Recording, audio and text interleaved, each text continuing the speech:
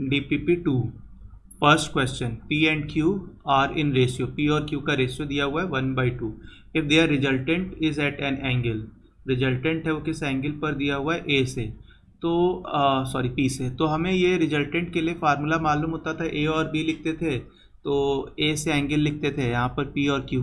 तो अच्छा, एक P है और दूसरा Q है, तो P का मैग्नीट्यूड अगर P लिखें तो Q का मैग्नीट्यूड 2P लिख सकते हैं, जो रेशियो है 1/2 उससे। तो इसमें अगर हम लोग लिखते हैं जो एंगल के लिए फार्मूला था tan अल्फ़ा लिखा जाता था, तो tan अल्फ़ा लिखते थे, वो था B sin theta divided by A plus B cos theta. तो इसमें अगर हम लोग लिखें तो ये A जैसा लिख रहे हैं P और Q को B जैसा लिख रहे हैं उसके हिसाब से। तो tan इनवर्स एंगल था तो tan अल्फ़ा √3/2 हो गया, और B ये लिखा जा रहा है 2P, फिर है sin थीटा, और फिर डिवीज़न में ये हो गया P plus 2P cos theta. P सब जगह से कैंसिल हो जाएगा, तो ये हो जाएगा 1 plus cos theta, 1 plus cos theta √3 times, और ये किसके इक्वल हो जाएगा 1 plus cos theta √3 times 4 sin theta के। तो अब sin थीटा cos थीटा दोनों आ रहा है, आसानी से अलग हो गया है, तो इसको सॉल्व कर लेंगे, थीटा आ जाएगा इस इक्वेशन में। तो सॉल्व करने के लिए क्या करते हैं, स्क्वायर कर दें। अच्छा, स्क्वायर करने में ध्यान रखना है कि ये पॉजिटिव है, जैसे अगर यहाँ पे 4 की जगह -4 होता तब भी स्क्वायर एक ही जैसा रहता, तो वो निगेटिव वाली जो वैल्यू होता वो आगे इक्वेशन में हम हटाएंगे, है ना। स्क्वायर किया तो ये हो गया 3, इसका स्क्वायर हो गया 1 plus cos square theta plus 2 cos theta. थोड़ा सा इसमें गड़बड़ कर दिया है, ये 2 टाइम्स होगा, तो इसके स्क्वायर में हो जाएगा 4 cos स्क्वायर थीटा, और ये 4 cos थीटा। तो दूसरी ओर को कितना हो गया 16 sin स्क्वायर थीटा। अब sin स्क्वायर थीटा को लिखा जा सकता है 1 माइनस कॉस स्क्वायर थीटा, पूरी इक्वेशन कॉस में कन्वर्ट हो गई, ठीक है। 3 plus 12 cos square theta plus 12 cos theta, है ना। तो अब सारे कॉस स्क्वायर एक साथ कलेक्ट कर लें तो 16 और 12 मिलकर हो गया 28। यहाँ पर थोड़ा सिंपल लिखने के लिए कॉस थीटा को हम लोग अभी x से रिप्लेस कर देते हैं, तो ये हो गया 16 प्लस 12 हो गया 28 cos square theta, that is x square, फिर है 12 कॉस थीटा और 12 कॉस थीटा, तो प्लस का 12x कह देते हैं, और फिर ये इधर से 16 और इधर 3, तो माइनस का 13, ये वैल्यू हो गई 0। तो अब इससे x की वैल्यू लिखें तो -b plus minus √b square, तो 144, b स्क्वायर -4ac तो प्लस हो जाएगा, और 28 13 और 4 टाइम्स, है ना, और डिवाइडेड बाई 2a, तो 2 इंटू 28 माइनस का 12। अच्छा, ये मल्टीप्लिकेशन कितना आया 28 और 13 इंटू 4 हो गया 52, इनको मल्टीप्लाई करना है तो कितना आता है चेक करते हैं, और ये 16 तो 6 5 4 1, हाँ, तो ये प्लस माइनस और अंडर रूट में क्या आया, ये 144 और प्लस 1456। तो इसमें अगर हमने 144 ऐड किया तो ये हो गया 0061, हाँ, इसका रूट आ जाएगा आसानी से, और 2 इंटू 28, तो इसमें एक वैल्यू प्लस से आएगी, प्लस से अगर हम देखें माइनस का 12 और ये प्लस से, प्लस माइनस में कितना था 1600 का अंडर रूट हो गया 40, और डिवाइडेड बाई 2 इंटू 28। इसमें अगर हम लोग वैल्यूज़ पुट करेंगे तो ये 28 डिवाइडेड बाई 2 इंटू 28 हो सकता है, या फिर माइनस वाले से देखेंगे तो माइनस का 52 डिवाइडेड बाई 2 इंटू 28 हो सकता है। इसमें वैल्यू हो जाएगी 1/2, इससे आंसर बन जाएगा। इस वाले में प्रॉब्लम क्या होगी वो बात कर लेते हैं। तो यहाँ पर क्या कहना चाह रहे थे कि जैसे हमने ये जब स्क्वायर किया था तो मैं ये कह रहा था कि अगर ये माइनस होता, यहाँ अगर माइनस होता तब भी स्क्वायर यही वैल्यू आती, लेकिन अपनी ओरिजिनल इक्वेशन में माइनस नहीं है, प्लस है, तो उसकी कमी क्या, उससे क्या है हमें चेक करना पड़ेगा। तो स्क्वायर किया तब ये क्वाड्रेटिक सा बन गया, दो वैल्यूज आने लगी। तो ये वाली वैल्यू जब इसमें पुट करोगे तो यहाँ पर ये निगेटिव आने लगेगा। साइन थीटा निगेटिव नहीं होना चाहिए। साइन थीटा निगेटिव क्यों नहीं होना चाहिए? दो वेक्टर के बीच का एंगल 0 से 180 तक होता है और 0 से 180 के बीच में साइन वैल्यू पॉजिटिव होती है। तो इसको हटा देंगे, ये वाला मानेंगे। तो x क्या था? वो कॉस थीटा था। तो कॉस थीटा की वैल्यू 1/2, तो थीटा कहा जाएगा 60 डिग्री। तो इसमें डी ऑप्शन इसके लिए सही हो गया। Next question, vector A is directed along 30 degree west of north. तो ईस्ट वेस्ट नॉर्थ साउथ ये जो डायरेक्शन लिखा जाता है तो कॉपी में हम लोग किस तरह का बनाते हैं? कॉपी में इधर की डायरेक्शन को हमेशा हम लोग ईस्ट लिख रहे होते हैं और ये वाली डायरेक्शन नॉर्थ, अपोजिट में इधर साउथ और इधर वेस्ट, ऐसा लिखा जा रहा होता है। अब जैसे इन्होंने कहा 30 degree west of north, of north, north का, तो नॉर्थ का ये नॉर्थ है, तो नॉर्थ का क्या होगा? या तो ईस्ट होगा या फिर वेस्ट होगा। तो 30 डिग्री वेस्ट, तो इधर की ओर 30 डिग्री एंगल, मतलब जो वेक्टर होगा वो इस साइड में आएगा, ये वाला एंगल 30 डिग्री होगा। तो 30 डिग्री वेस्ट ऑफ नॉर्थ, ऐसा कुछ वेक्टर की बात यहाँ पर बोली जा रही है। और बी वेक्टर दिया है वो 15 degree south of east, east का साउथ में, तो 15 degree south of east, 15 degree south of east, कुछ इधर वाली डायरेक्शन में। ठीक है, अब बहुत प्रॉपर एंगल मेज़र करने के हिसाब से नहीं बनाया हुआ है, मान लेते हैं भाई ये कितना कह रहे हैं, 30 डिग्री मान लेते हैं, 30 डिग्री, और ये वाला एंगल है 15 डिग्री। अब कह रहे हैं कि ये जो दो वेक्टर हैं इनका रिजल्टेंट, इसका समेसन, तो हमें ऐसे ध्यान रखना होता है कि जैसे ये दो वेक्टर हैं इनका मैग्नीट्यूड के बारे में कुछ बोला नहीं गया है, तो मैग्नीट्यूड कम ज़्यादा करके ये जो कम वाला एंगल है दोनों वेक्टर के बीच में, इसमें से किसी भी डायरेक्शन में रिजल्टेंट आ सकता है। इसमें रिजल्टेंट इस डायरेक्शन में आ सकता है, इनके बीच में है, रिजल्टेंट इधर की ओर आ सकता है, इनके बीच में, रिजल्टेंट इधर आ सकता है, इनके बीच में। मतलब ये जो दो वेक्टर है, अगर हम कोई एक ऐसी लाइन ड्रॉ करें जिसके एक ही साइड को दोनों वेक्टर हो जाए तो दूसरी ओर को रिजल्टेंट कभी नहीं आ सकता है, तो दूसरी ओर को रिजल्टेंट कभी नहीं मिलेगा। जैसे अगर ये दो वेक्टर मैंने बना दिया था तो हम कहें कि इनका समेसन इधर की डायरेक्शन में आ जाए, किसी का मैग्नीट्यूड कम करके ज़्यादा करके, नहीं पॉसिबल है। इधर की ओर आ जाए, नहीं पॉसिबल है। इधर की ओर आ जाए, नहीं पॉसिबल है। ये जो कम एंगल है इनके बीच में कहीं पर भी रिजल्टेंट आएगा। तो एक एक करके चेक करते हैं। Resultant can not be in north, north तो इसी के बीच में बिल्कुल आ सकता है भाई, एक ये वेक्टर है, ये दूसरा इधर वाला जो था कुछ ऐसा रहे, नॉर्थ में आ सकता है, तो नॉर्थ में पॉसिबल है, तो ये आंसर नहीं बना, कैन नॉट कह रहे हैं। ईस्ट, ईस्ट भी यही डायरेक्शन है, तो ये भी नहीं है। नॉर्थ ईस्ट, नॉर्थ ईस्ट इसके बीच में ही है, इधर भी वेक्टर आ ही सकता है, ठीक है, तो कैन नॉट वाले में ये भी नहीं है। साउथ, साउथ इसके बाहर हो गया, तो साउथ में इनका समेसन नहीं आ सकता है, तो यही अपना आंसर हो गया। Two forces P and Q act at a point and resultant R. Q is replaced by acting in the direction opposite to Q. जो डायरेक्शन था उसके अपोजिट हो गया, मैग्नीट्यूड बदल दिया, अपोजिट डायरेक्शन में भी कर दिया है। तो द रिजल्टेंट, अब जो रिजल्टेंट है ये थोड़ा सा इसमें अलग लिख दिया है, यहाँ से नहीं आंसर बनेगा। The magnitude of resultant, magnitude of, और रिजल्टेंट की बजाय भी कह लो न्यू रिजल्टेंट, है ना, पहले भी एक आर था, अब एक ये नया हो जाएगा जब उसको बदल दिया। तो चेक करते हैं। तो पहले रिजल्टेंट आर है, तो मैग्नीट्यूड के लिए बात करें तो आर स्क्वायर क्या लिखा जा सकता है? लिखा जा सकता है P square plus Q square plus 2pq cos theta, दोनों वेक्टर के बीच में एंगल है, मतलब अगर एक इधर p वेक्टर होता, एक ये q वेक्टर था, इनका रिजल्टेंट जो है ये एक तरह का r वेक्टर आया है, कुछ इस तरह का है। अब क्या कह रहे हैं कि q को रिप्लेस कर दिया जाए नई वैल्यू से। नई वैल्यू क्या है?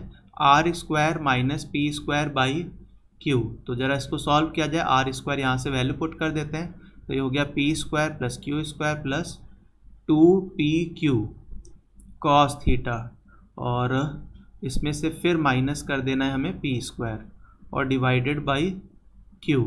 तो पी स्क्वायर से पी स्क्वायर माइनस हो गया, माइनस होने के बाद क्यू कैंसिल हो जाएगा, तो ये बचेगा फिर Q plus 2p cos theta. तो पहले जो पी क्यू मैग्नीट्यूड होता था उसको रिप्लेस कर देना हमें इस वैल्यू से। और क्या करना है, और इसमें डायरेक्शन अपोजिट करना है। क्यू उधर था तो अभी जो है ये नया वाला वेक्टर उसके अपोजिट डायरेक्शन में करना है। तो अगर हम ये कहें कि पहले जिधर था तो दोनों वेक्टर्स के बीच में अगर हम कहें कि पहले थीटा एंगल लिखा जाता था, तो अब दोनों वेक्टर्स के बीच में एंगल जो लिखा जा रहा होगा वो 180 माइनस थीटा होगा। तो अब नया रिजल्टेंट है उसका मैग्नीट्यूड जो है वही है, तो हम लोग सपोज का नाम कुछ बदल देते हैं, आर डैश कर देते हैं। तो आर डैश का स्क्वायर वो क्या होगा, तो एक वेक्टर तो पी है ही, पी स्क्वायर प्लस क्यू की बजाय ये वाली वैल्यू है, क्या वैल्यू है, Q plus 2p cos theta. तो P square plus Q square plus 2p और क्यू की वैल्यू की जगह पर है Q plus 2p cos theta. और फिर दोनों के बीच में एंगल तो कॉस 180 माइनस थीटा। तो बस ये सॉल्व हो जाएगा आसानी से।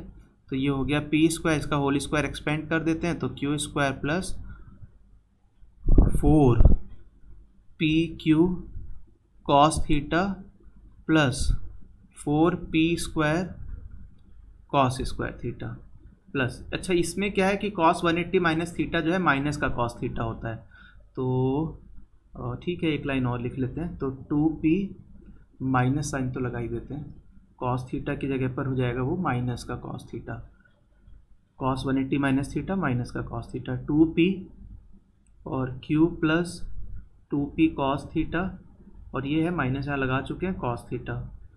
तो और सॉल्व किया जाए इसमें तो p square plus Q square plus 4pq cos theta plus 4p square cos square theta,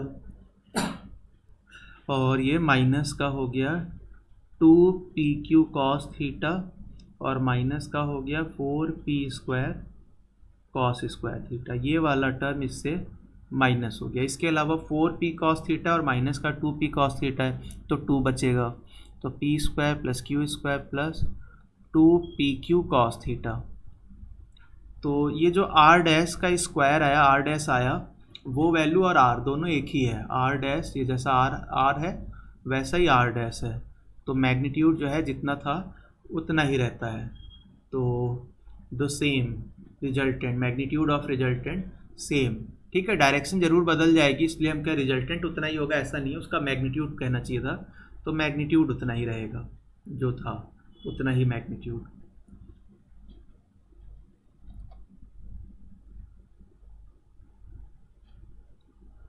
ABCD quadrilateral, इस पे फोर्सेस एक्ट कर रहे हैं, तो रिजल्टेंट बताना है हमें, ठीक है। तो किसी भी तरह का हो, ये ज़रूरी नहीं है कि कोई रेक्टेंगल है, किसी भी तरह का हो, कैसा भी बनाया जाए।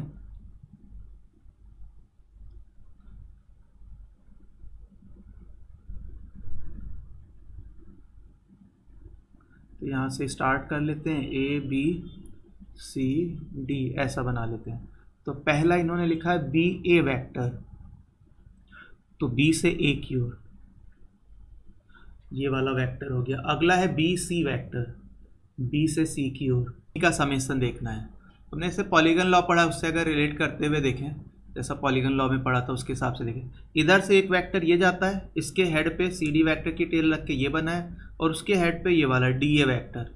तो ये जो बाद वाले 3 वेक्टर बने हुए हैं कौन कौन से, BC वेक्टर, CD वेक्टर और DA वेक्टर, इनका समेशन अगर हम इसमें देख पाएँ कि B से C, C से D, D से A, तो ये रिजल्टेंट आया B से A, और इसमें B से A एक वेक्टर और है, तो BA vector plus BA vector, तो ये वेक्टर हो जाएगा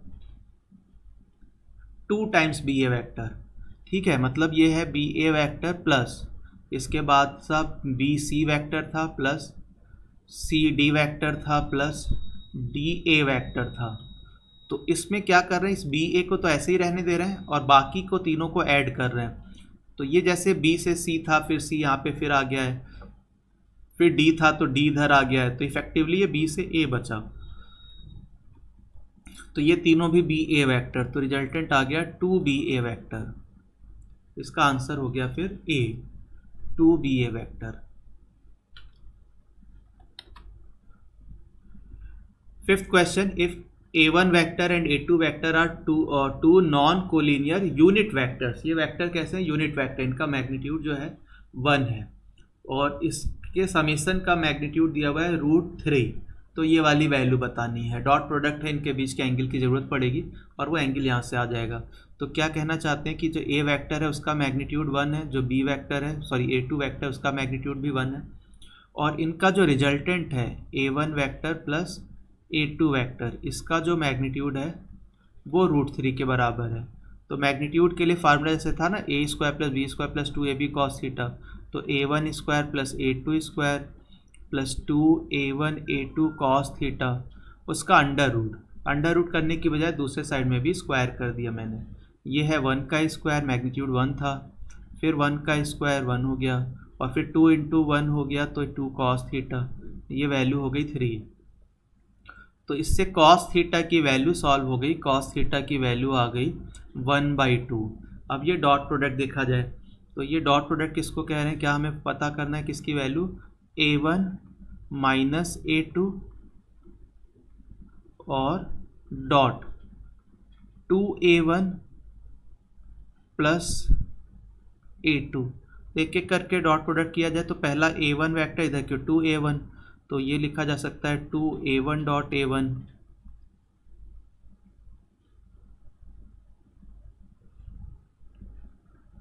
इसके बाद यहाँ पर लिखा जाए तो A1 डॉट A2, फिर माइनस का 2A2 डॉट A1, एक ही बात होती है A1 डॉट A2 जैसा लिखें, और माइनस का A2 डॉट A2।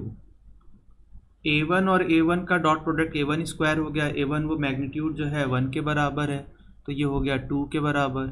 फिर ये वाला जो है इसमें देखा जाए तो A1 डॉट A2 दो बार में है, एक प्लस का और एक माइनस का, तो इसको अगर हम लिख लें मिलाकर अगर लिखेंगे तो क्या लिखा जा रहा होगा, माइनस का A1 डॉट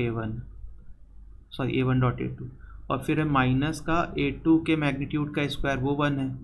अब ये जो आया इसमें क्या है 2 माइनस इनका डॉट प्रोडक्ट, तो A1 का मैग्नीट्यूड 1, A2 का मैग्नीट्यूड 1 और इनके बीच के एंगल का कॉस, फिर -1 तो था ही, तो ये हो गया 2 माइनस कॉस थीटा था 1/2 और -1, तो ये हो गया ओवरऑल 1/2। तो ये वैल्यू आ गई 1/2, सी ऑप्शन है इस तरह का। तो ये जो इसमें क्या था कि ये जो रिजल्टेंट है उसका मैग्नीट्यूड दिया था, दोनों यूनिट वेक्टर थे, तो इस मैग्नीट्यूड वाले से इनके बीच का एंगल सॉल्व हो गया, और फिर डॉट प्रोडक्ट इसका किया तो उसमें एंगल की ज़रूरत रही, वो वैल्यू पुट कर दिया, सॉल्व हो गया ये।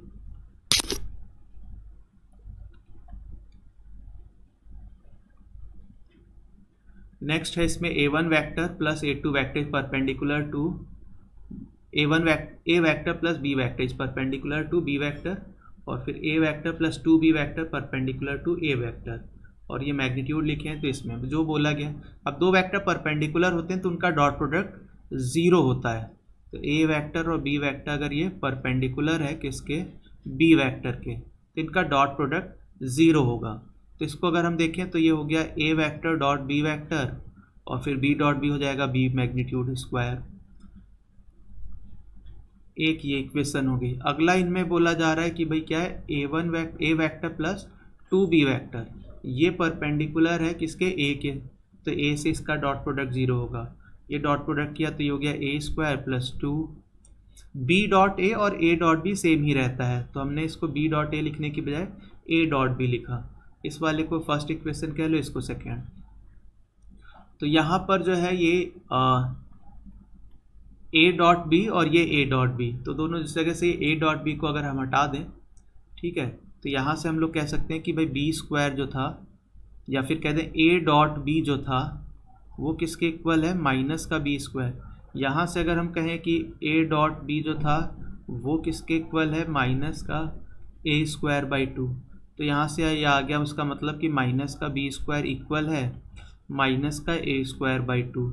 या फिर ए स्क्वायर इक्वल है B square 2 times, under root ले लिया तो ए इज इक्वल टू b√2। अच्छा, कोई कहे कि इसमें प्लस माइनस आना चाहिए, तो ऐसा नहीं है, ए और बी दोनों मैग्नीट्यूड है, दोनों पॉजिटिव ही रहेगा, इसलिए प्लस लिखा जाएगा। तो इस तरह का जो इसमें ऑप्शन है वो है डी।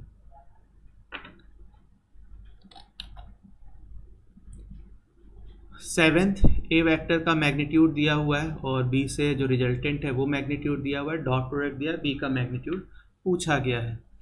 तो ए वेक्टर का मैग्नीट्यूड, अच्छा तो ये जो रिजल्टेंट है A vector plus B vector, उसका मैग्नीट्यूड जो 10 के बराबर है, तो क्या फार्मूला था, A square plus B square plus 2ab cos theta, और उसका अंडर रूट था किसके इक्वल है, 10 के बराबर है, स्क्वायर कर दिया तो इधर ये आ गया A square plus B square plus 2ab cos theta जो होता है उसको 2a.b लिखना चाहते हैं अभी। क्यों ऐसा लिखना चाहते हैं, क्योंकि दूसरे में जो डॉट प्रोडक्ट दिया वो वैसे ही यूज हो जाएगा।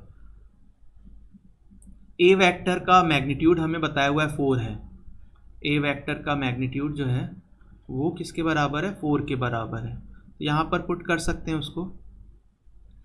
अच्छा, अगला इसमें और क्या दिया हुआ है कि A vector dot A vector plus B vector किसके बराबर दिया हुआ है, ये 20। तो ये डॉट प्रोडक्ट किया जाए तो ए डॉट ए स्क्वायर हो गया और प्लस ये बचा ए डॉट बी, यही ए डॉट बी यहाँ पर रखना चाहते थे। तो ये किसके बराबर है, 20 के बराबर है। ए वेक्टर का मैग्नीट्यूड 4 है, उसका स्क्वायर हो गया 16 प्लस ए डॉट बी किसके बराबर है, 20। तो ए डॉट बी की वैल्यू है 20 माइनस 16, 4 के बराबर है, यहाँ पर पुट कर देते हैं।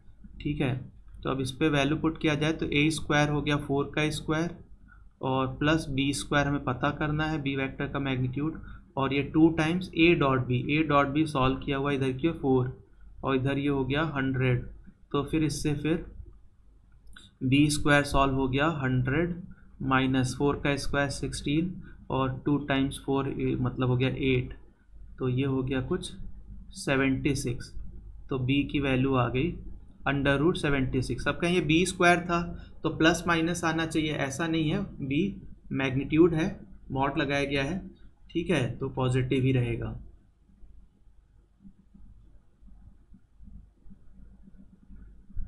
नेक्स्ट क्वेश्चन,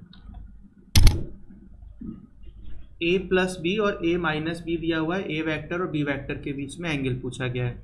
तो भाई ये ए वेक्टर प्लस बी वेक्टर, इसकी वैल्यू दी गई है 2i कैप, और ए वेक्टर माइनस बी वेक्टर इसकी वैल्यू दी गई है 4j कैप। इनको ऐड कर दें तो 2a वेक्टर इधर की ओर ऐड करके कितना आया, 2i cap plus 4j cap, 2 से डिवाइड करके लिखें तो a vector is equal to i cap plus 2j cap. ऐसे सब्सट्रैक्ट करके लिखा जा रहा होता, सब्सट्रैक्ट कर रहे होते हैं, फर्स्ट में से सेकंड को माइनस करें तो उससे क्या रिजल्ट आता, उससे रिजल्ट आता 2b वेक्टर किसके बराबर होता, 2i cap minus 4j cap.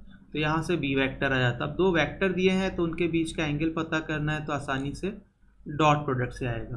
तो अगर ये a वेक्टर है, इसका मैग्नीट्यूड अगर हम कहें तो under root of 1 square plus 2 square that is under root 5। ऐसे ये b वेक्टर है तो इसका मैग्नीट्यूड अगर लिखा जाए तो ये भी वैसे ही 1 स्क्वायर प्लस माइनस 2 का स्क्वायर, तो ये भी अंडर रूट 5। अब हमें वेक्टर का मैग्नीट्यूड निकालने के लिए डॉट प्रोडक्ट किया जाए तो A vector dot B vector is equal to क्या था, ए बी कॉस थीटा। अब ये डॉट प्रोडक्ट करना है तो ए वेक्टर है इधर की ओर है ये आई कैप प्लस 2j कैप और dot product I cap minus 2j cap, और ये हो गया अंडर रूट 5, फिर अंडर रूट 5 और फिर ये है कॉस थीटा। तो यहाँ पर ये हो गया फिर इसमें 1 minus 4 is equal to 5 cos theta. तो कॉस थीटा की वैल्यू आ गई माइनस का 3/5। तो हमें ये मालूम है कि cos 53 डिग्री, इसकी वैल्यू होती है 3/5 और ये माइनस है तो सेकेंड क्वाड्रेंट का होगा, तो इसका मतलब है ये कितना होगा 180 माइनस 53, तो 180 minus 53 127 degree, 127 degree A option हो जाएगा। तो कुछ खास था नहीं इसमें, ए प्लस बी दिया था, ए माइनस बी दिया था, ए और बी निकाला, दोनों वेक्टर पता हो गए तो उनके बीच का एंगल आ गया। 9th u vector, v vector, w vector कैसे, u plus V plus W 0 है, तो तीनों को अगर हम ऐसा पॉलीगन लॉ से ऐड करेंगे तो क्लोज डिजाइन का ट्राइंगल बन जाएगा। 3 4 5 साइड्स दी हैं, तो 3 4 5 से ये हमें रिलेट हो जाना चाहिए। 3 4 5 ऐसा पाइथागोरस वाली वैल्यूज़ हैं ये, तो कुछ इस तरह का बनाया हुआ है। तो इसमें 3 वाला जो है ये 3 हो गया, एक ये 4 हो गया और ये 5 हो गया। ये 3 मैग्नीट्यूड वाला जो है ये u वेक्टर है, 4 मैग्नीट्यूड वाला ये v वेक्टर है और 5 मैग्नीट्यूड वाला ये w वेक्टर है। अच्छा, वैल्यू किसकी पूछ रहे हैं, ये वैल्यू पूछा जा रहा है u dot v plus v dot w plus w dot u, इसकी वैल्यू। चलो u डॉट v वैसे रहने देते हैं, अगले में से क्या करें कि w कॉमन ले लें, तो फिर ये हो गया v प्लस u, तो v प्लस u। तो अब u ये दिया हुआ था कि भाई u plus v plus w कितना है 0, तो इसमें फिर v प्लस u की वैल्यू कहा जा सकता है यहाँ से माइनस का w, तो यहाँ पर वैल्यू पुट कर दें तो ये हो गया u dot v plus w dot minus का w। अब ये u और v, तो जैसा हमने यहाँ पर पाइथागोरस वाला बनाया अरेंजमेंट, इससे पता लग रहा है कि भाई ये वाला एंगल 90 डिग्री है, तो u और v के बीच में एंगल 90 डिग्री है, डॉट प्रोडक्ट में कॉस आता है तो ये वाला टर्म 0 हो गया। और माइनस में क्या बचा, w dot w, w vector के मैग्नीट्यूड का स्क्वायर, तो w वेक्टर का मैग्नीट्यूड जो था वो 5 था, तो उसका स्क्वायर हो गया 25, तो आंसर हो गया इसमें बी माइनस का 25।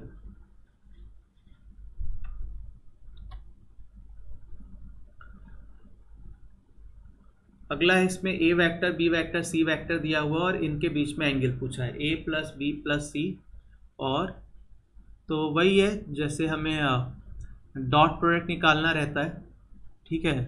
तो एक तो ये है कि हम इसको ठीक है सॉल्व करते हैं, तो ये है हमें एक वेक्टर है a vector plus b vector और प्लस c वेक्टर, और दूसरा है a क्रॉस b, इनके बीच का एंगल पता करना है। तो एंगल पता करने के लिए क्या करते हैं, डॉट प्रोडक्ट का यूज़ होता है। अच्छा, अभी हमें ये a प्लस बी प्लस सी नहीं मालूम है, a b c अलग अलग मालूम है, ऐड कर लेंगे तो पता ही चल जाएगा। और वैसे ही हमें a और b मालूम है तो इसका क्रॉस प्रोडक्ट करके ये भी वेक्टर मालूम हो जाएगा। तो इन दोनों को हम लोग ऐसे पता कर सकते हैं, उसकी शायद ज़रूरत नहीं पड़ेगी। तो इसको अगली लाइन में हम कहें तो ये जो है a dot a cross b लिखा जाएगा plus b dot a cross b लिखा जाएगा और plus c dot a cross b लिखा जाएगा।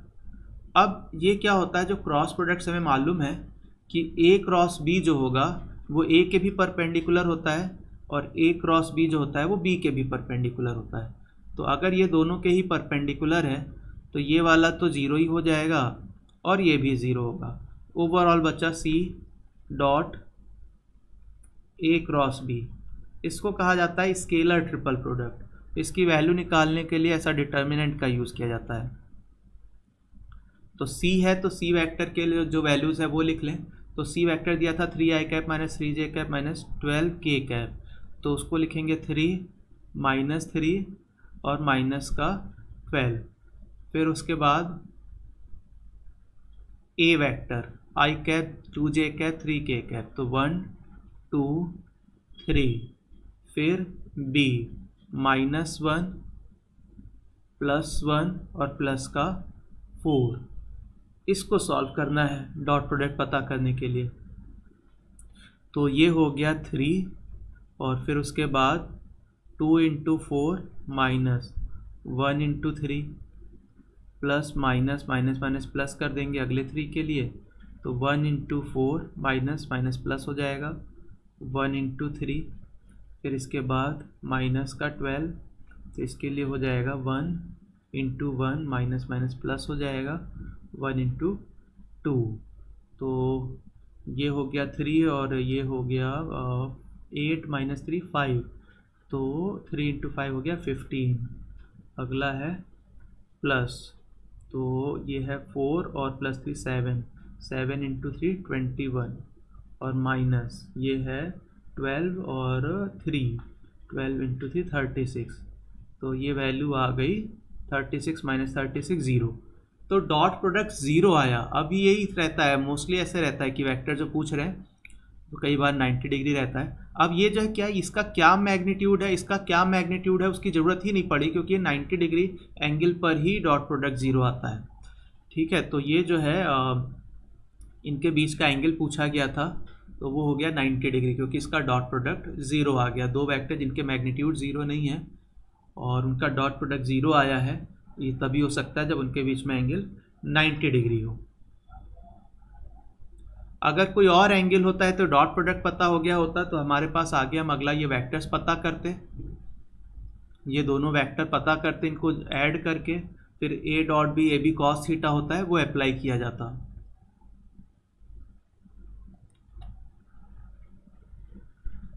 Eleventh, the vector I cap, ठीक है कैप लगना चाहिए था, I cap plus X J cap plus 3 K cap is rotated through angle theta and doubled in magnitude, then it becomes, ये नया vector आया, पहले से डबल मैग्नीट्यूड का है। तो क्या कहना चाहते हैं कि 4i कैप प्लस 4x - 2 जे कैप प्लस 2 के कैप, इसका जो मैग्नीट्यूड है वो डबल है, 2 टाइम्स मैग्नीट्यूड किसका, ये जो पहले था I cap plus X J cap plus 3 K cap. तो मैग्नीट्यूड वाले फार्मूले में रूट आता है, उसको अवॉइड करने के लिए स्क्वायर कर देते हैं। तो ये हो गया 4 का square that is 16 plus 4x - 2 का स्क्वायर प्लस 2 का स्क्वायर, और इधर की ओर ये जो 2 था इसका स्क्वायर 4 कर लिया, अब इस मैग्नीट्यूड का स्क्वायर, तो वो हो गया 1 का स्क्वायर प्लस x का स्क्वायर प्लस 3 का स्क्वायर। x के लिए सॉल्व हो जाएगा, सॉल्व कर देते हैं। तो 16 plus 16x square plus 4 minus 2ab, तो 2 और 2 4 और 4 16, 16x और प्लस का 4 इज इक्वल टू, ये हो गया 40 प्लस 4x स्क्वायर, तो 4x स्क्वायर इधर की ओर आकर हो गया 12x स्क्वायर, x के लिए तो माइनस का 16x है ही, और बाकी था तो 16 + 4 + 4 24, 24 - 40, तो हो गया माइनस का 16। 4 से डिवाइड भी कर लेंगे, 3x स्क्वायर माइनस 4x - 4, इसके फैक्टर किए जा सकते हैं। तो 3x स्क्वायर माइनस का 6x प्लस का 2x माइनस का 4 इज इक्वल टू 0 लिखा जाए, 3x कॉमन ले लिया, x - 2 प्लस 1 कॉमन ले लिया और 2 कॉमन ले लिया, x - 2 0, तो x - 2 और 3x + 2, तो x की दो वैल्यूज़ यहाँ से निकल रही हैं। एक x की वैल्यू पहले वाले ब्रैकेट को 0 रख के 2 हो जाता, और दूसरे वाले से वैल्यू माइनस का 2/3, तो 2 और माइनस का 2/3, तो ये दो आंसर सही हैं, माइनस का 2/3 और 2।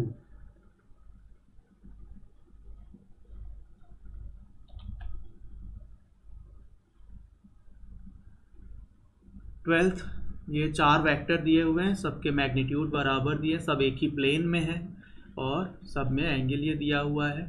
विच of the following is are correct, इसमें से कौन सा करेक्ट है ये बताना है। तो थोड़ा हमें ये पहले पता ही होना चाहिए, जैसे अगर एक ऐसा कोई ट्रायंगल है जिसमें 2 साइड इक्वल है, मान लेते हैं कि एक का मैग्नीट्यूड ए है और ये ए है, दोनों बराबर है, राइट एंगल है, तो ये a√2 आता है। ये थोड़ा हमें ध्यान में रखना है। तो पहले को देखा जाए तो पहला ये कह रहे हैं कि भाई a vector minus C vector, तो a वेक्टर किधर की ओर बनाया हुआ है, a वेक्टर है ऊपर की ओर, तो ये a वेक्टर मैंने ऊपर की ओर बना लिया, ये हो गया a वेक्टर। अब कह रहे हैं c वेक्टर उसको माइनस करना है, तो c वेक्टर जो था वो राइट वर्ड c है, तो उसका माइनस इधर की ओर बना लिया हमने, तो ये हमने बनाया माइनस का c वेक्टर। और ये कह रहे हैं कि माइनस का -√2 टाइम्स डी वेक्टर, तो डी वेक्टर तो इधर की ओर था, इनका रिजल्टेंट कितना आएगा, ये ए वेक्टर माइनस सी वेक्टर, ये रिजल्टेंट कितना आएगा, तो यहाँ पर रिजल्टेंट कुछ ऐसा बन रहा है। तो सबका मैग्नीट्यूड बराबर, अगर वो ए कहा जाए तो मैग्नीट्यूड वाइज ये a√2 होगा और डायरेक्शन में ये डी से अपोजिट होगा, तो ये वाले वेक्टर को बिल्कुल डी वेक्टर से अपोजिट डायरेक्शन और √2 टाइम्स मैग्नीट्यूड, तो अपोजिट की वजह से ऐसा, तो ए वाला तो सही हो गया, ये ऐसा है बिल्कुल। ऐसे अब b प्लस डी बनाना है, तो b प्लस डी और ये माइनस है उसको दूसरे साइड से देख लेंगे, तो b वेक्टर बनाया हुआ है, b वेक्टर इधर की ओर है कुछ ऐसा है, ये b वेक्टर और प्लस डी वेक्टर, तो डी वेक्टर कुछ इधर ऐसा बनाया हुआ है डी वेक्टर, तो प्रॉपरली अगर ड्रॉ कर पाएंगे स्केल से तो ऐसा वेक्टर आएगा। ये सी वेक्टर वाली ही डायरेक्शन है और वैसे ही मैग्नीट्यूड √2 टाइम्स हो जाएगा, तो ये बिल्कुल √2 सी वेक्टर है, तो इस हिसाब से फिर ये बी ऑप्शन भी इसमें सही है। अच्छा ये सी वाले में देखो क्या है, सी जैसा लिखा है वो देख के पता लग रहा है कि ये बी और बी दोनों ओर से माइनस कर देंगे, तो अगर ये सही होता तो ए वेक्टर किसके, डी वेक्टर के बराबर होता, तो ए वेक्टर अलग डायरेक्शन में है, डी वेक्टर अलग डायरेक्शन में, तो ये बराबर तो है नहीं, तो इसका मतलब है कि ये सही ऑप्शन हो ही नहीं सकता, तो ड्रॉ किए बगैर डायरेक्ट कह लेते हैं। इसके बाद जो नेक्स्ट बना है उसमें a plus C divided by √2 है, मतलब a plus C is equal to √2b जैसा दिखाना है, तो a वेक्टर है ऊपर की ओर,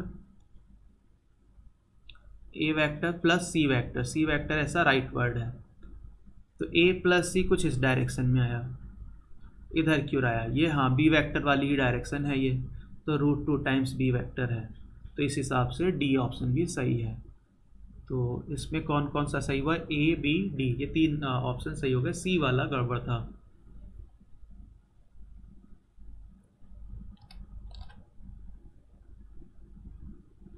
thirteenth, A plus B plus C plus D 0 है, तो इसमें से कौन सा सही है, तो ये कह रहे हैं कि सभी जो है 0 होने चाहिए, पहला ए ऑप्शन है, तो ऐसा नहीं है, 4 वेक्टर 0 ना हो, बस उसको अगर हम जब ऐसा पॉलीगन लॉ से ऐड करें तो पहले वेक्टर की टेल पे ही लास्ट वेक्टर का हेड अगर आ जाता है तो सब समीशन 0 हो ही जाएगा। तो सब के सब 0 हैं ऐसा मस्ट नहीं है, हाँ सब 0 होते तब भी समीशन 0 ही आता, ठीक है, लेकिन सब कुछ और वैल्यू हो और वेक्टर सम 0 आ जाए बिल्कुल पॉसिबल है। तो अब ये कह रहे हैं मैग्नीट्यूड, अगला बी वाले ऑप्शन के लिए अगर हम देखें तो उसमें कह रहे हैं, अच्छा ये जो इक्वेशन है A plus B plus C plus D ये 0 है, इसको अगर थोड़ा ऐसे सिंप्लीफाई करें, क्या कहना चाहते हैं, ए प्लस सी, तो ए और सी एक साइड को रखो तो दूसरी ओर कितना जाएगा, माइनस का बी और माइनस का D.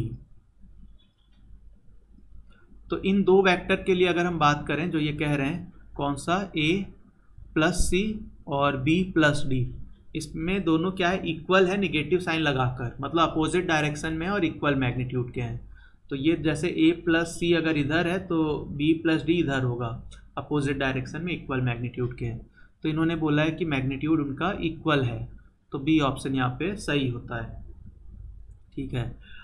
Magnitude of a can never be greater than the sum of magnitudes of b c d, ये यहाँ पर हमें किसी पॉलीगन के लिए कंडीशन हमें मालूम होना चाहिए, जैसा मैंने यहाँ पर बनाया है, तो क्या होता है किसी पॉलीगन में, जैसे अगर यहाँ पर 4 साइड्स बनाए हैं ना, 4 वेक्टर्स बनाए थे तो 4 साइड्स हैं, तो 4 है तो कोई से भी 3 ऐड कर लिया जाए, कोई से भी 3, वो हमेशा बड़ा आएगा चौथे से।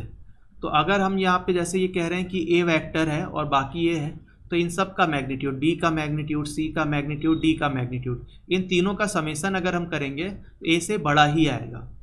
ठीक है, तो ये कह रहे हैं कि a बड़ा नहीं हो सकता है, तो बड़ा आएगा तो ये कह रहे हैं पॉलीगन में क्या इक्वल हो सकता है, तो इक्वल वाली पॉसिबिलिटी है। जैसे a वेक्टर एक और को होता और b अपोजिट होता, c भी अपोजिट होता और d भी अपोजिट होता, और ये समेसन जो है 0 आ सकता था, तब ये मैग्नीट्यूड में बराबर होता, तब ये एक ही लाइन में रह जाते, पॉलीगन नहीं बनता। लेकिन a बड़ा हो जाए, मैग्नीट्यूड ऑफ a ग्रेटर, वो नहीं पॉसिबल है। तो magnitude of a can never be greater than sum of magnitudes, तो ये वाला स्टेटमेंट भी सही लिखा गया है।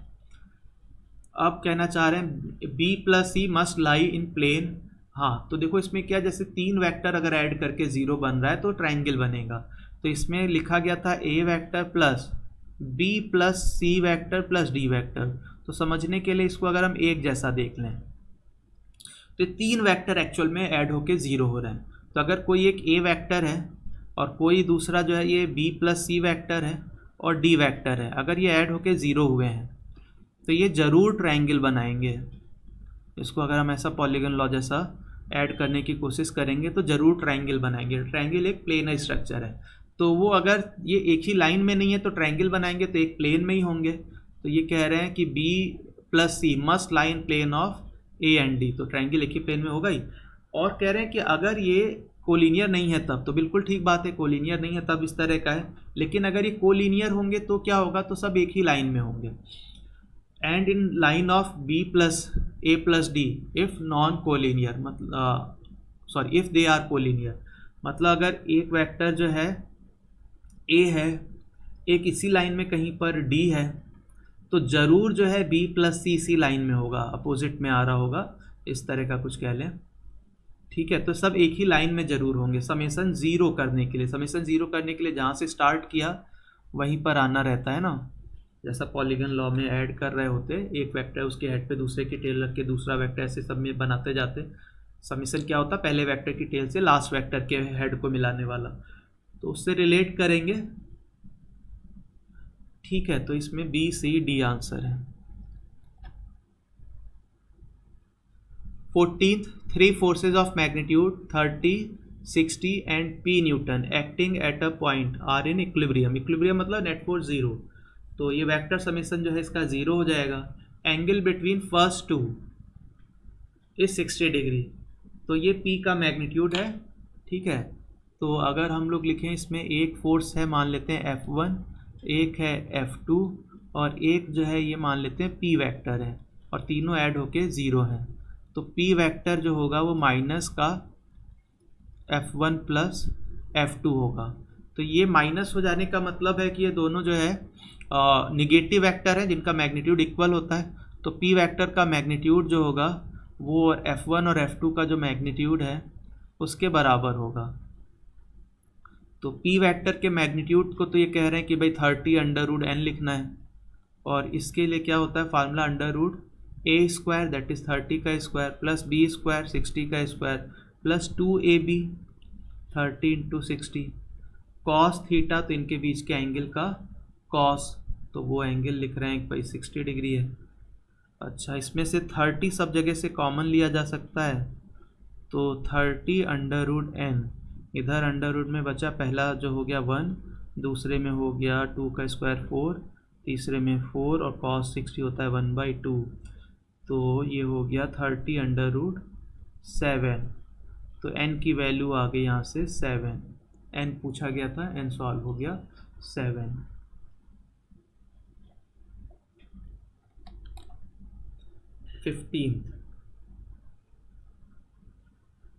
15th में F force of magnitude 12 has non rectangular components. ये जो है क्वेश्चन में लैंग्वेज थोड़ा प्रॉपर है नहीं, इसका मीनिंग जल्दी समझ नहीं आएगा क्या कहना चाह रहे हैं, तो मेरे हिसाब से सही नहीं है। ये लिखना ये चाह रहे हैं कि जो F वेक्टर है ये क्लियरली लिखना चाहिए, इस क्वेश्चन का ही मतलब नहीं निकल रहा है, क्वेश्चन गड़बड़ है। तो ये P vector plus Q vector के बराबर F वेक्टर है, ये कहना चाह रहे हैं, और साथ में ये कह रहे हैं P और Q के बीच में ज़रूरी नहीं है कि एंगल 90 डिग्री हो, बल्कि कह रहे हैं कि 90 डिग्री ना हो, रेक्टेंगुलर नॉन रेक्टेंगुलर कंपोनेंट। हालांकि ये सही नहीं, ये बात ऐसे लिखना चाहिए था, इस सेंटेंस से कुछ मीनिंग नहीं निकल रहा है। तो ये मान लो और इसको फिर सॉल्व करते हैं। The sum of magnitudes of P and Q, तो पी वेक्टर का मैग्नीट्यूड और क्यू वेक्टर का मैग्नीट्यूड ये ऐड होके 18 के बराबर है। Q is right angle to F, तो क्यू जो है वो एफ से 90 डिग्री पर है।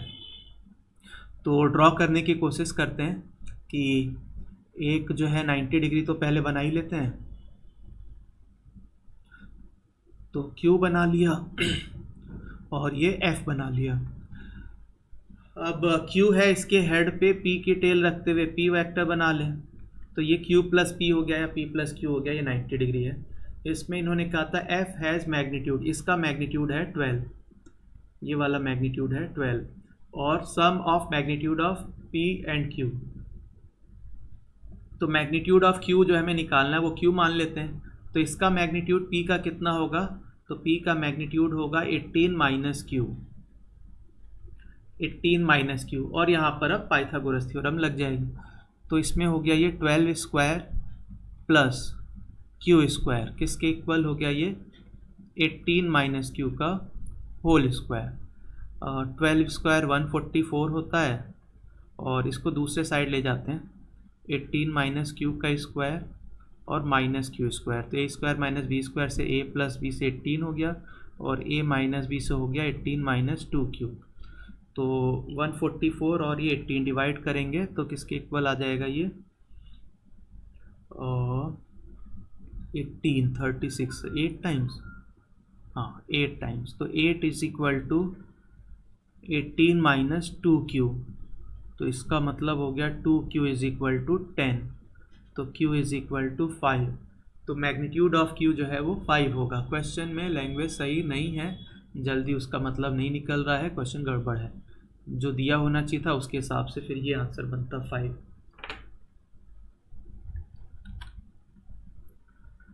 The resultant of two forces 2p and 3p and 2p is r. If the first force is doubled, the resultant is also doubled. Find angle between the two forces. तो resultant r है, तो पहले ये force था 3p और 2p, resultant इसका r था, और फिर ये कह रहे हैं if the first is doubled, तो फर्स्ट को डबल कर दिया तो इसको ये मैग्नीट्यूड में हो जाएगा 6p, और ये 2p है, और रिजल्टेंट इज ऑल्सो डबल, तो ये 2r के बराबर है। तो ये जो है सिर्फ मैग्नीट्यूड डबल कर रहे हैं, डायरेक्शन वही, मतलब अगर पहले थीटा एंगल था तो बाद में भी दोनों वेक्टर के बीच का एंगल थीटा ही है।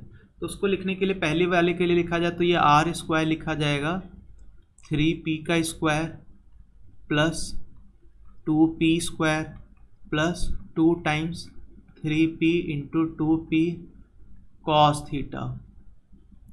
तो r square is equal to 9 plus 4 हो गया 13 p स्क्वायर प्लस तो 12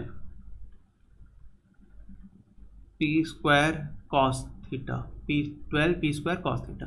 अब सेकंड वाले के लिए अगर लिखा जाए तो सेकंड में क्या था, मैग्नीट्यूड 2r है, तो उसका स्क्वायर मतलब 4r स्क्वायर किसके इक्वल होगा, तो ये होगा 6p का स्क्वायर प्लस 2p का स्क्वायर और plus 2 times 6p 2p cos theta. इसको 4 से डिवाइड कर दिया जाए तो ये हो जाएगा r स्क्वायर, इधर 6 का स्क्वायर होता 36, 4 से डिवाइड करके 9p स्क्वायर हो गया, फिर ये जो है 2 का 4 होता तो p स्क्वायर हो गया, और इधर की ओर 6p स्क्वायर हो गया cos theta. First second equation में देखें तो r स्क्वायर ही लिखा गया, दोनों इक्वल कर दिया जाए तो 13p square plus 12p square cos theta किसके बराबर है, ये 10p square plus 6p square cos theta. p square सब जगह से कैंसिल हुआ, 10 और 13 से हो गया ये 3, और इधर की ओर हो गया ये 6 माइनस 12 हो गया तो माइनस का 6, तो इससे कॉस थीटा की वैल्यू आ गई माइनस का 1/2। तो यहाँ से थीटा एंगल कहा जाएगा 120 डिग्री, थीटा एंगल हो गया 120 डिग्री।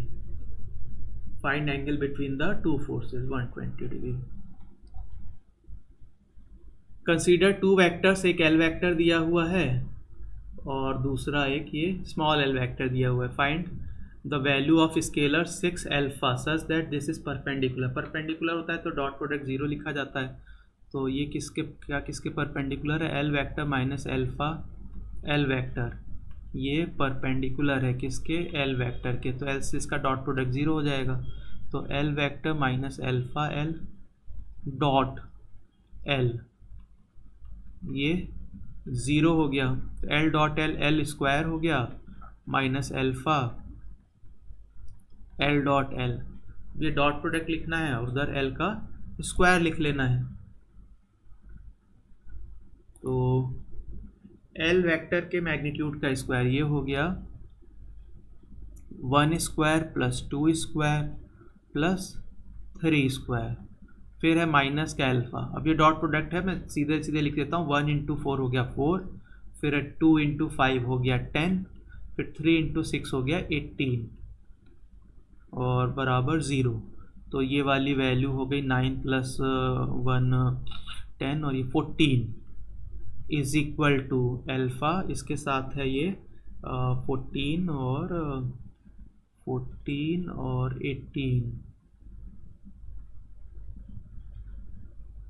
32।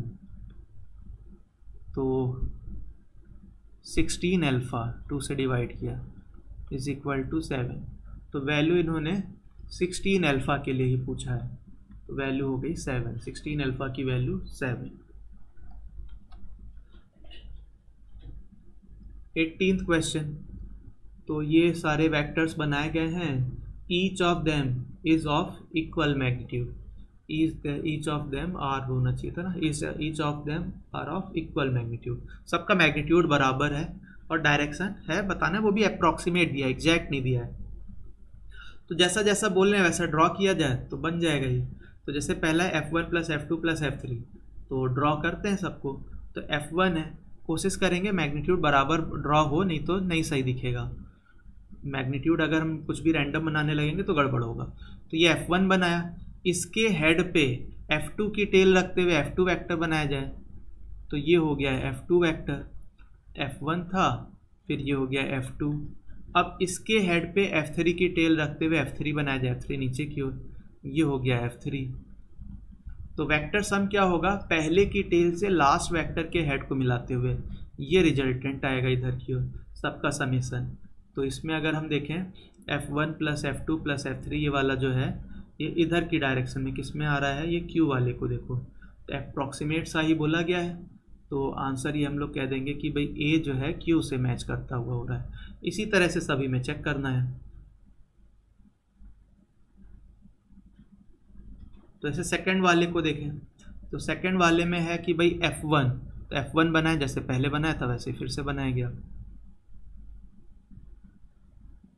ये इसी तरह का F1 बनाए, ठीक है। स्केल से प्रॉपर एंगल बनाएंगे तो बहुत जल्दी दिखेगा। फिर माइनस F2, तो F2 राइट वर्ड है तो माइनस F2 लेफ्ट वर्ड बनेगा उतना ही लेंथ का। तो ये माइनस का F2 हुआ और फिर प्लस का F3, तो F3 तो नीचे था ही।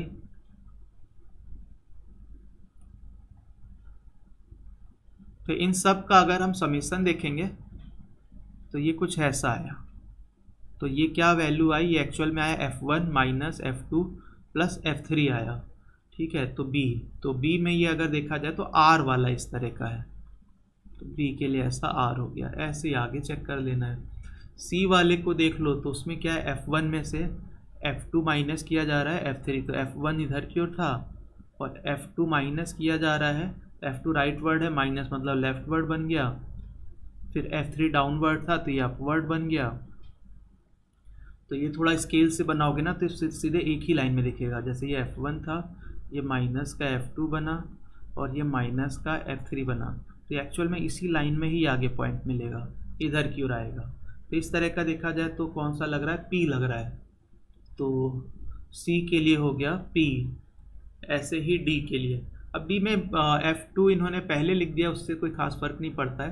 तो D वाला अगर हम सोचे तो D क्या लिखना चाहते हैं? ये F1 ही पहले लिख लो, माइनस का F1 है ना, माइनस लिख लिया, प्लस का F2 लिखा और माइनस का F3, इसके बारे में पूछना चाहते हैं। तो F1 इधर की ओर था उसको निगेटिव किया जाए पहले, तो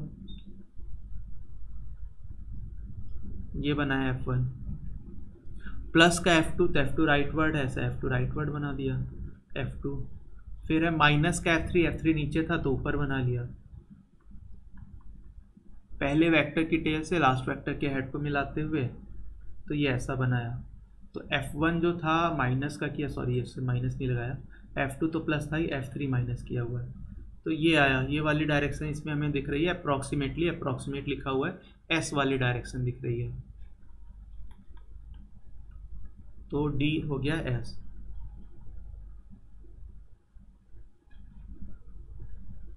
ठीक है, नेक्स्ट देखा जाए। Two vectors A plus B of unknown magnitude along E and D, E और D डायरेक्शन ये बनाया हुआ है डायग्राम में, मैग्नीट्यूड कह रहे हैं कुछ भी है, तो ऑप्शन इसमें जैसे बोला जा रहा है कुड बी, पॉसिबल बताना है, तो पॉसिबल में क्या है, मैग्नीट्यूड किसी भी तरह का कम ज़्यादा किया जा सकता है, तो मैग्नीट्यूड कम ज़्यादा करके क्या पॉसिबिलिटी है वो हमें रिलेट करना है। तो ए वेक्टर है वो इधर की ओर होगा, ए वेक्टर ई वेक्टर की डायरेक्शन में, और जो बी वेक्टर है वो डी वेक्टर की डायरेक्शन में। ठीक है, इस तरह का हमें देखना है, दोनों की टेल एक जगह रखते हुए ड्रॉ किया। तो अब क्या होगा, इनका समेशन जो होगा इसके बीच में कोई भी वैल्यू आ सकती है, इससे बाहर नहीं आ सकती है, तो ये कह रहे हैं कि ये कुड बी, तो ए प्लस बी क्या हो सकता है इनके बीच का, देखो तो ये ए ऑप्शन में देखो तो ये बाहर बनाया हुआ है, कुछ इधर की ओर बनाया हुआ है, ये नहीं पॉसिबल है, इधर कहीं नहीं जा सकता, इनका समेशन इनके बीच में कहीं आ सकता है, तो पहला तो नहीं पॉसिबल है।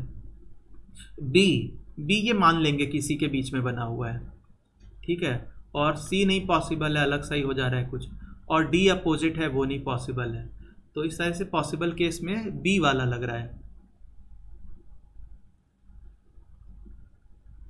पॉसिबल केसेस में ये बी हो गया। फिर कह रहे हैं कि ए माइनस बी कुड बी, तो माइनस बी बना लो, सॉरी ये लिखने में मैंने डी लिख दिया, ये बी है ना, और डी वाली डायरेक्शन में है। अच्छा, अब इसमें कह रहे हैं ए माइनस बी, तो ए वेक्टर है ऐसा इधर ई वाली डायरेक्शन में, ये है ए वेक्टर, और माइनस का बी, तो माइनस बी इधर की ओर बनाया, तो ए वेक्टर प्लस माइनस का बी, तो इनका समेशन जो होगा इन बीच में कोई भी डायरेक्शन पॉसिबल है, इधर की कोई डायरेक्शन आ सकती है, तो ये जो लिखा हुआ है ये वाली डायरेक्शन, ये मान लेंगे इसी के आसपास है, कुछ है, ठीक है, ये आ सकती है, ये वाली डायरेक्शन इसी बीच में है, ये आ सकता है, ये डायरेक्शन नहीं आ सकती है, और ये डायरेक्शन आ सकती है, तो इसके लिए आंसर में हो गया ए बी और डी, पॉसिबल केसेस में बन गया ए भी है, बी है, सी नहीं है, और डी है, ये पॉसिबल है। अब ये कह रहे हैं एक सी वेक्टर और बना लो, सी वेक्टर एक एक्स्ट्रा ले लो जो इसकी ये वाली डायरेक्शन में है, तब इसके बारे में बोलो, तब इसके बारे में बोलने में देखते हैं क्या है,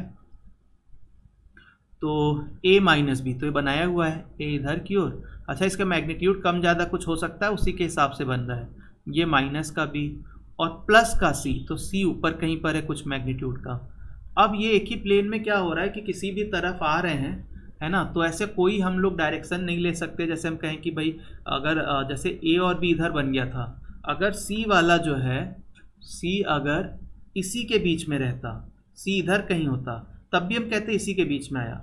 अब c जो है इसमें क्या है कि वो थोड़ा बाहर की ओर है, तो ये ऐसी डायरेक्शन बन गई कि इसका रिजल्टेंट इसमें से किसी भी डायरेक्शन में आ सकता है, तो कोई भी पॉसिबल है, तो कोई भी पॉसिबल में ए भी हो गया, नल वेक्टर भी बिल्कुल पॉसिबल है, ये भी डायरेक्शन पॉसिबल है, और डी भी पॉसिबल है, तो जैसे ये बने हैं तो पॉसिबल केस के लिए ये सभी वैल्यूज इसके लिए पॉसिबल है।